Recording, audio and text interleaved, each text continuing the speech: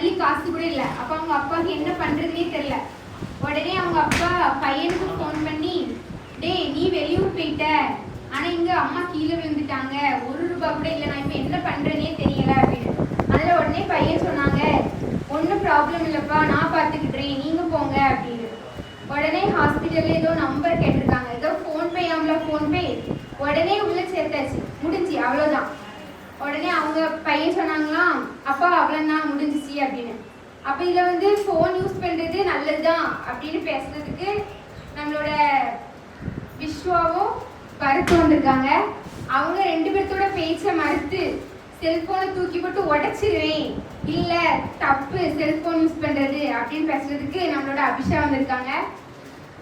இப்போ அவங்களோட கருத்து என்ன நம்ம கேட்போம். செல்ஃபோன் யூஸ் பண்ணுறது நல்லது தான் அப்படின்னு சொல்கிறாங்க. நம்ம பரத்தோட கருத்து என்ன அப்படின்னு நம்ம கேட்கலாம்.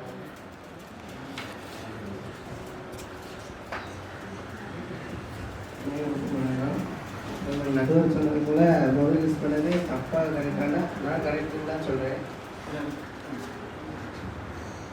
இப்போ ரோட்டில் போகும்போது ஒரு ஆள் கீழே விழுந்துட்டாங்கன்னா அந்த ஆளுக்கு ஃபோன் பண்ணிட்டு தான் ஆம்புலன்ஸை வர வைக்க முடியும். அதனால் ஃபோன் நமக்கு நல்லா முக்கியம் தான். ஒரு ஆளுக்கு ரோடு மறந்துட்டு, ஒரு இடம் மறந்துட்டுன்னா அந்த கூகுள் மேப்பில் போட்டு போனதுக்கும் நமக்கு மொபைல் ரொம்ப அவசியம் தான். அதான் மேடம். கரெக்டு தான். மொபைல் ஃபோன் யூஸ் பண்ணுறது இதுலேயும் ஒரு நன்மை இருக்கு. ஆனால் அவங்க தீமைன்னு சொல்கிறாங்களே, அவங்ககிட்ட கேட்கலாமா? வணக்கம். நான் ஃபோன் யூஸ் பண்ணுறதே தீமைன்னு தான் சொல்கிறேன். அன்பானவர்களே, செல்ஃபோனால் நமக்கு விளைவது தீமை மட்டும்தான். உதாரணமாக எங்கள் வீட்டை எடுத்துக்கோங்க. என் அக்கா 24 மணி நேரமாக பேசிட்டு தான் இருக்கா. யார்கிட்ட பேசிட்டு இருந்தாங்க? உங்ககிட்டயா? இல்லைங்க, அப்புறம் தான் தெரியுது அது ராங் ஆளுன்னு. மனசு காலையில் எந்திரிச்ச உடனே பல்லு தேய்க்கிறானோ இல்லையோ செல்ஃபோனை தான் தேய்க்கிறான்.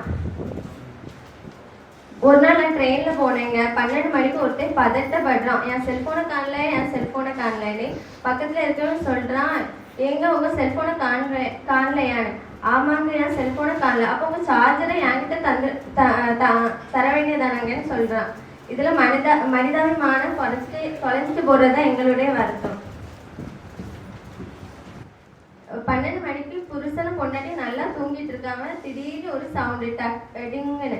என்னடான்னு புருஷங்கார எந்திரிச்சு பார்த்தா செல்ஃபோனை பார்த்துட்டு தூங்கிட்டு இருக்க பொண்டாட்டியை எழுப்பி திடீர்னு ஒரு அரவிட்டான் பாருங்க ஓங்கி. அதுக்கு பொண்டாட்டி கேட்குறா, எங்க நைட்டு 12 மணிக்கு என்ன அடிக்கிறீங்கன்னு கேட்டா. அதுக்கு புருஷங்காரன் சொல்கிறான், ஏண்டி நைட்டு 12 மணிக்கு உனக்கு செல்ஃபோனில் பியூட்டிஃபுல்லுன்னு வருது, அது எவன்டின்னு கேட்குறான். அதுக்கு பொண்டாட்டி சொல்கிறா, ஏங்க ஒழுங்கா பாருங்க, அது பேட்டரி ஃபுல்லுன்னு வருதுன்னு சொல்கிறான். அவர் சொன்ன மாதிரி தாங்க, ஆக்சிடென்ட் ஆகும்னா ஆம்புலன்ஸை கூப்பிட வேண்டியது ஃபோனால் தான் கூப்பிட முடியும். ஆனால் அது எதனால நடக்குது? ஃபோனால் தான் ஆக்சிடென்ட்டே நடக்குது. பஸ்ஸில் போகும்போதும் பாருங்கள் ஃபோனை நோண்டிகிட்டே இருக்காங்க, பைக்கில் போகும்போதும் ஃபோனை நோண்டிகிட்டே இருக்காங்க. அப்போ ஆபத்து வராமல் இருக்குமா? ஆபத்து வர்றதுனால தான் நம்ம ஹெல்மெட்டே போட சொல்கிறாங்க. ஆனால் பாதி பேர் பாருங்கள் ஹெல்மெட் போட்டிருக்காங்க, ஆனால் அதுக்குள்ளேயே வச்சுட்டு ஃபோனை பார்த்து நோண்டிட்டு இருக்காங்க. அப்போ ஆபத்து நடக்க தானே செய்யுங்க. சேட்டிங்க்கு இன்னொரு பேர் சீட்டிங்னு பெயர். 50 வயசுக்காரன் 15 வயசுக்காரன் மாதிரியே பேசுகிறான். முழுக்க ஃபோனால ஏமாத்துறாங்க. அப்படிதானங்க மேடம்? கரெக்டு தான். அப்படிதான். இந்த ஃபோன் எல்லா வகையும் இடைஞ்சலாதாங்க இருக்குது. அதுக்கு மேலே உங்கள் பையன் உங்ககிட்ட உங்களை நம்பி இப்போ ஏதாச்சும் ஒரு உங்களை நம்பி ஒரு ஃபோனை அவங்க கையில் தருவானா? 10 நிமிஷத்துக்கு தரவே மாட்டான்.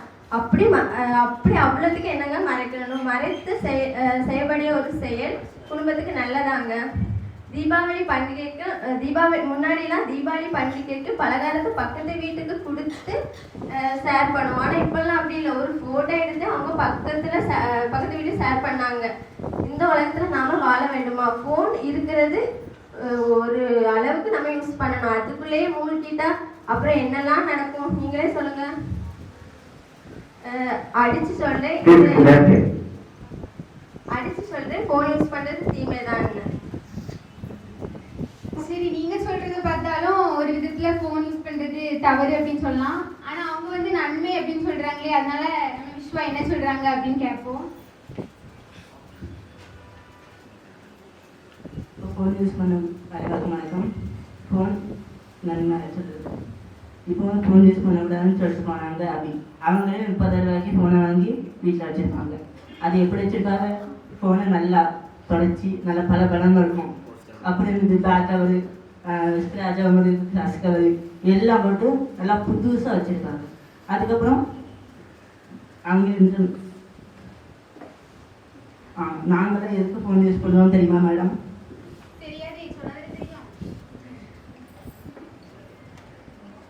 நாங்கள் அதாவது நிறைய செய்தி வருது,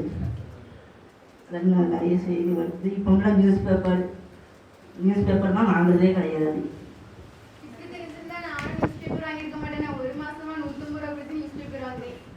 ஏன்னா இப்போலாம் எல்லாமே ஃபோனில், மீஷோவில் ட்ரெஸ்ஸு, சாப்பாடு எல்லாம் ஃபோன்லேயே வருது. அது மட்டும் இல்லாமல் இவங்கெல்லாம் சொல்கிறாங்க ஃபோன் யூஸ் பண்ணக்கூடாது. இப்போ ஒரு ஆக்சிடென்ட் ஆகினாலும் உடனே ஃபோன் பண்ணி ஃபோன் பண்ணனால தான், ஃபோன் இருந்தனால தான் ஃபோன் பண்ணுறாங்க. நான் எப்படி ஃபோன் யூஸ் பண்ணக்கூடாதுன்னு சொல்லலாம். ஃபோன் யூஸ் பண்ணுறது ஒரு விதத்தில் நல்லது அப்படின்னு தான் சொல்கிறேன். ஒரு லிமிட்டில் தான் ஃபோன் யூஸ் பண்ணணும். நான் இப்போ என்னோட தீர்வு என்னது அப்படின்னு சொல்கிறேன் அப்படின்னா, ஒரு லிமிட்டுக்கு அப்புறம் ஃபோன் யூஸ் பண்ணக்கூடாது. எது எது தேவை அதனால ஃபோன் யூஸ் பண்ணுறதும் நன்மை தான், ஃபோன் யூஸ் பண்ணாமல் இருக்கிறதும் நன்மை தான். அதனால் தீர்ப்பு வந்து 2 பேருக்கு சாதகமாகவே முடிஞ்சு. தேங்க்யூ. ஃபோன் வந்திருக்கும் நன்மையா தீமையான்னு சொல்லிட்டு ஒரு அருமையான பட்டிமன்றம் வழங்கிய நமது ஸ்டூடெண்ட்ஸ் அனைவருக்கும் நன்றி. நேற்று சொன்ன உடனே மொபைல் மூலமாக ரொம்ப பெரிய பிரச்சனைகள்லாம் நடந்துட்டு இருக்கு. அதனால அருமையான நடுவர் சொன்ன உடனமாக தேவைக்கேற்ற நீங்கள் அதை யூஸ் பண்ணி வாழ்க்கையில் முன்னேறணும். இன்னும் பல ப்ரோக்ராம்லாம் நம்ம வைக்கணும் இல்லையா? நல்ல திறமை உள்ளவங்க இருக்கிறீங்க.